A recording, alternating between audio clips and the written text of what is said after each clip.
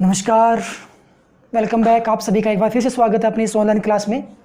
ये जो अपनी क्लास है वो एक रिवीजन क्लास होगी जिसमें किसी भी स्टूडेंट्स को संधारित्र यानी कि कैपेसिटर और उसका प्रिंसिपल अर्थात सिद्धांत से संबंधित जो भी समस्या है वो इस वीडियो को देख सकता है। मतलब इस वीडियो में हम केवल संधारित्र और उसके सिद्धांत को एक्सप्लेन करने वाले, उसको एक बार फिर से पढ़ने वाले। तो एक्चुअल में ये संधारित्र होता क्या है? जैसा कि हमने धारिता के बारे में पढ़ा था कि धारिता क्या होती है।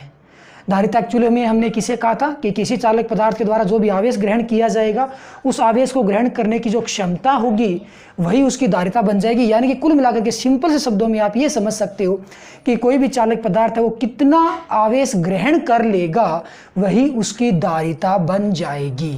अब जैसे कोई भी चालक है, सपोज दैट अपने पास ये एक चालक पदार्थ है और ये मैक्सिमम 2 माइक्रोकूलम आवेश ले सकता है, इससे ज़्यादा ये आवेश को नहीं लेगा। तो संधारित्र क्या होगा? संधारित्र एक ऐसी युक्ति होगी जो इसके आवेश में वृद्धि करने का काम करेगा, यानी कि इसकी मैक्सिमम कैपेसिटी को बढ़ा देगा। जैसे ये सबसे पहले केवल 2 माइक्रोकूलम आवेश ही ले सकता था, तो संधारित्र का यदि हम इसके साथ में यूज कर लें तो ये 2 माइक्रोकूलम से ज़्यादा आवेश को ले लेगा। अब वो 2 माइक्रोकूलम से ज़्यादा आवेश ये कैसे लेगा, वो काम है संधारित्र का कि संधारित्र क्या करने वाला है। बस इसका तो काम होगा आवेश ग्रहण करना, इसको आवेश ज़्यादा प्रदान करवाएगा कौन? संधारित्र। अब संधारित्र हम किसे कहते हैं? संधारित्र वह विद्युतीय युक्ति होती है जो किसी भी चालक के आवेश में वृद्धि का काम करती है, यानी कि उसकी आवेश ग्रहण करने की क्षमता को अर्थात धारिता को बढ़ाने का काम करती है। अब संधारित्र एक्चुअल में करता क्या है? संधारित्र का बेसिक मीन्स सिर्फ सिंपल सा फंडा ये होता है कि संधारित्र कभी भी चालक के आकार में कोई परिवर्तन नहीं करता। ये क्या करेगा? ये चालक के विभव में कमी करेगा। क्या करेगा? चालक के विभव में कमी करेगा। जैसे चालक की धारिता C बराबर Q/V है, तो अब ये जो C होगा वो किस पे डिपेंड होगा? वो Q और V पे बिल्कुल भी डिपेंड नहीं होगा। क्यों? क्योंकि Q को हम जितना ज़्यादा बढ़ाएंगे V के मान में उतनी ही ज़्यादा समानुपाती रूप से वृद्धि होगी, यानी कि परिवर्तन होगा। तो इन दोनों में जो भी परिवर्तन होगा वो एक दूसरे के द्वारा निरस्त होगा। C का मान क्या रहेगा? नियत रहेगा। लेकिन संधारित्र क्या करेगा? संधारित्र इस Q को नियत रखेगा। Q को क्या करेगा? नियत रखेगा। और V में क्या करेगा? कमी करेगा। तो संधारित्र एक ऐसी विद्युतीय युक्ति होगी जो किसी भी चालक के आवेश में यानी आकार में कोई परिवर्तन नहीं करता, उसके विभव में कमी करके उसकी धारिता को बढ़ाने का काम करता है।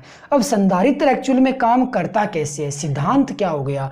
संधारित्र की जो परिभाषा होगी वही उसका सिद्धांत होगा। यानी कि संधारित्र का सिद्धांत की अपने बात करें, सिंपल 1 नंबर का क्वेश्चन एग्जाम में आ जाए तो हम क्या लिखेंगे? संधारित्र का सिद्धांत क्या बनने वाला है? संधारित्र किसी भी चालक के आकार में बिना परिवर्तन किए उसके विभव में कमी करके धारिता को बढ़ाने का कार्य करता है। यही संधारित्र का सिद्धांत है। अब एक्चुअली बड़ी बात तो ये हो गई कि अपने पास जो भी चालक होगा, एक्चुअल में हम जिस चालक की बात कर रहे हैं ना कि चालक, जैसे हमने पहले ये कहा था कि ये चालक है, ये मैक्सिमम 2 माइक्रोकूलम आवेश ले सकता है, संधारित्र इसको बढ़ा देगा। इस चालक की जो हमने बात की है वो संधारित्र के अंदर ही लगा हुआ है, एक प्लेट के रूप में। ये कोई बाहर का चालक नहीं है। जैसे ये नहीं है कि ये कोई लोहे का टुकड़ा है, इधर से हमने एक संधारित्र जोड़ दिया, इसका फिर आवेश धारण करने की क्षमता बढ़ जाएगी। नहीं, हम जिस चालक की बात कर रहे हैं वो सेल के अंदर, जैसे कि संधारित्र एक सेल होता है, जो अपने फैन है उसका जो सेल है वही संधारित्र है, कैपेसिटर है। तो जिस प्लेट का हमें आवेश बढ़ाना होता है वो उसे संधारित्र के अंदर ही लगा होता है। तो एक्चुअल में फिर वो प्लेट का आवेश बढ़ेगा कैसे? धारण करने की क्षमता कैसे बढ़ जाएगी? विभव में कमी होगी। तो विभव में कमी कैसे होगी? मेन प्रोसेस समझने वाले ये है कि विभव में कमी होती तो हम समझ जाएंगे कि वो धारण है वो आवेश ज़्यादा कर लेगा, क्योंकि जो धारिता होती है वो विभव के व्युत्क्रमानुपाती है, जबकि Q है वो नियत रहना चाहिए। तो अपना मेन मकसद ये समझना है कि संधारित्र विभव में कमी कैसे करता है। तो सबसे पहले हम क्या करेंगे, अपने पास एक चालक प्लेट होगी। जैसे अपने पास ये कोई एक चालक प्लेट है, इसको मैंने P नाम दे दिया। अब इस चालक प्लेट को हम क्या करेंगे? किसी बाह्य वोल्ट का स्रोत के साथ जोड़ेंगे, यानी कि बैटरी के साथ जोड़ेंगे। ये ग्राउंडेड कर दिया इसका दूसरा भाग और यहाँ पे नेगेटिव है। तो ये पॉजिटिव टर्मिनल से जुड़ा हुआ है प्लेट P, तो ये प्लेट P कंप्लीटली एक पॉजिटिव चार्ज ग्रहण कर लेगा, यानी कि हमने इसको कंप्लीट चार्ज कर दिया। कंप्लीट चार्ज कर दिया तो अब इस बैटरी को अपने हटा लेते हैं, हटा लिया, ये चार्ज है, इसके ऊपर कितना आवेश है, इसके ऊपर Q आवेश है। अब इस प्लेट के बिल्कुल नज़दीक में लगभग इसके पृष्ठ के पास विभव उत्पन्न होगा, क्योंकि ये चालक प्लेट है, चालक के पृष्ठ के ऊपर विभव उत्पन्न होता है। जैसे गोले की यदि मैं बात करूँ तो गोले में KQ/R होता है, इसी प्रकार प्लेट के पास भी होगा। मान लो फिलहाल इसका विभव 5 वोल्ट है, केवल एक प्लेट है अपने पास। अब संधारित्र हम तैयार करेंगे और वो इस प्लेट के आवेश में वृद्धि का काम करेगा, यानी कि Q है ना, उसका मैक्सिमम ये आवेश कितना ले सकता है, Q ले सकता है। तो इसको आवेश धारण करने की क्षमता को ये बढ़ाएगा कैसे, उसके लिए हमें क्या करना होगा, उसके लिए हमें एक प्लेट और लेनी होगी, Q प्लेट, जो कि उदासीन है। अब ये उदासीन प्लेट है तो भाई इसके पास तो पॉजिटिव चार्ज भी होगा और नेगेटिव चार्ज भी होगा। तो पॉजिटिव चार्ज है ना, वो पहले इस P वाले प्लेट के आवेश से प्रतिकर्षित होगा, दूसरी साइड में आएगा। इसका जो नेगेटिव चार्ज होगा ना वो इधर आएगा, क्योंकि उदासीन प्लेट के पास पॉजिटिव और नेगेटिव चार्ज समान मात्रा में होते हैं। तो ये पॉजिटिव चार्ज आ गया, ये नेगेटिव। ऐसा होने पर इस P प्लेट का जो इस साइड का चार्ज है वो हटेगा और वो इधर मूव हो जाएगा, ये नष्ट नहीं हुआ है, ये दूसरी ओर आ चुका है, माइनस की ओर आकर्षित हो चुका है। तो P प्लेट के इंटरनल पार्ट पे पॉजिटिव चार्ज है, Q प्लेट के Q नाम नहीं देंगे, सॉरी, मैं इसको M नाम दे देता हूँ, क्योंकि Q हमने आवेश को बोला है।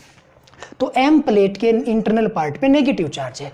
ये पॉजिटिव चार्ज जितनी मात्रा में उतना ये नेगेटिव चार्ज है, फिर ये उतना ही पॉजिटिव चार्ज है। ओके, अब एक निकाय बन गया। पहले अपने पास सिंपल एक प्लेट थी, यानी कि पहले जो निकाय था उसमें केवल एक ही प्लेट थी, उसका विभव हमने कितना माना, 5 वोल्ट, यानी कि इस प्लेट के पृष्ठ पे या पृष्ठ के बहुत नज़दीक विभव हमने कितना माना, 5 वोल्ट माना।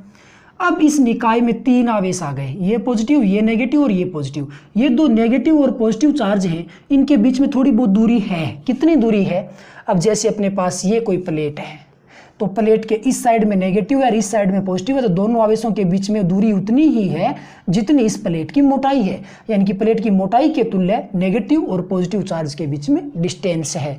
तो अब इस निकाय में 3 विभव होंगे। परिणामी विभव इस बिंदु पे आप कैसे ज्ञात करोगे, परिणामी विभव एक अदिश राशि होती है, तब परिणामी मान उसके बीजगणितीय योग से निकलेगा।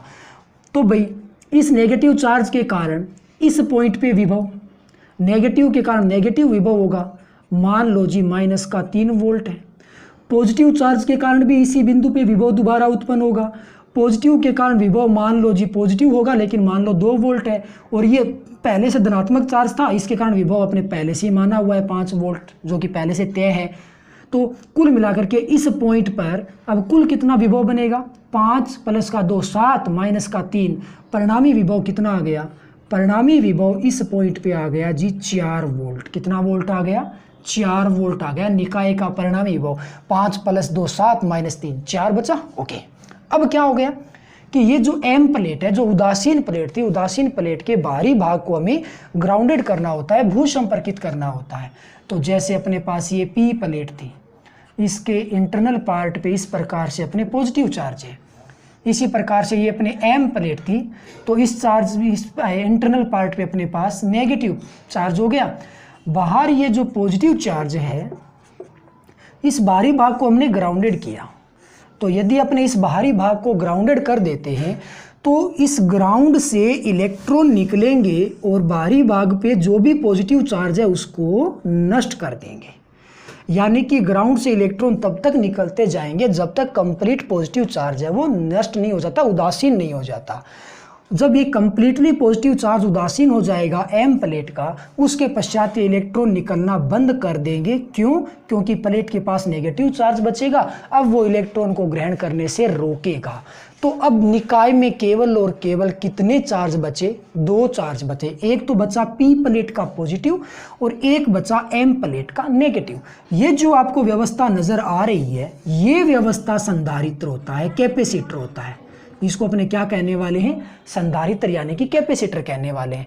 एक्चुअल में अब क्या होगा, इस पूरे निकाय का यानी कि 2 आवेशों के कारण परिणामी विभव इस प्लेट के निकट कितना होगा। सबसे पहले प्लेट के निकट पहली कंडीशन में 5 वोल्ट था, फिर इस निकाय में 4 वोल्ट बचा।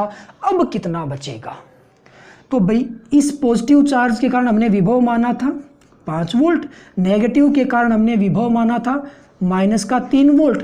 तो इस पॉइंट पे परिणामी विभव कितना बचेगा, यानी कि निकाय का परिणामी विभव कितना बचेगा, बीजगणितीय योग कर दो, V का मान कितना आएगा, 2 वोल्ट आएगा। तो जहां पहले P पॉइंट के पास से विभव 5 वोल्ट था, अब वही विभव कितना हो चुका है, 2 वोल्ट हो चुका है। सो परिणामी विभव के मान में क्या हुआ, परिणामी विभव के मान में कमी आई। परिणामी विभव यानी कि P प्लेट के पृष्ठ के ऊपर विभव में कमी आ गई। तो P प्लेट के पृष्ठ के विभव में यदि कमी आई है तो P प्लेट का पृष्ठ जो होगा वो अधिक आवेश को ग्रहण करेगा, क्योंकि पृष्ठ के विभव में यदि कमी आ जाती है तो धारिता का मान क्या हो जाता है, बढ़ जाता है, क्योंकि हमने आवेश के साथ कोई छेड़खानी नहीं की है, आवेश को हमने क्या रखा है, नियत रखा है। तो कुल मिलाकर के बात ये हो गई कि जब विभव में आप कमी कर देते हो तो धारिता के मान में वृद्धि हो जाती है। तो एक्चुअल में संधारित्र ने क्या किया, ये जो P प्लेट थी इसके पास में विभव में कमी कर दी, और जिस प्लेट के विभव में कमी करनी होती है, जिसकी धारिता को बढ़ाना होता है, वो प्लेट संधारित्र के अंदर ही लगी होती है। और इसके विभव में कमी कौन करता है, संधारित्र के अंदर लगी हुई दूसरी प्लेट।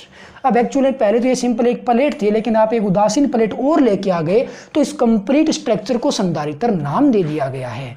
तो अब ये और अधिक मात्रा में आवेश को ग्रहण कर सकती है। जहां पहले ये केवल Q आवेश ग्रहण कर सकती थी, अब यदि हम इसको दोबारा से चार्ज करें, बैटरी के साथ लगाएं, तो अब ये P प्लेट है वो Q से ज़्यादा आवेश ग्रहण कर सकती है, क्योंकि इसके विभव में कमी आ चुकी है। अब ऐसा नहीं है कि मैक्सिमम कैपेसिटी इसकी Q ही बनी रहेगी, नहीं, अब इसका आवेश धारण करने की क्षमता है वो बढ़ जाएगी। जैसे यहाँ पे मैं Q का मान 5 कूलाम मान लूँ, तो अब ये प्लेट है वो आवेश को 5 कूलाम से ज़्यादा ग्रहण कर पाएगी। अब यदि दोबारा हम इसको बैटरी में लगाएं तो ये 7, 8 या 10 कूलाम तक आवेश को ग्रहण कर सकती है। तो कुल मिलाकर के इस उदासीन प्लेट ने क्या किया, उदासीन प्लेट ने P प्लेट के विभव में कमी कर दी है। तो सिंपल से शब्दों में ये कहें कि संधारित्र जो था वो किसी भी चालक प्लेट के विभव में कमी करके उसकी धारिता को बढ़ाने का काम करता है। यही संधारित्र का सिद्धांत होगा है। ओके, आई होप शायद ये टॉपिक आपको अब समझ में आएगा, अच्छे से क्लियर हुआ होगा। सो आज के लिए बस इतना, इस टॉपिक में आपका डाउट शायद क्लियर हो गया होगा। Okay, bye, thank you.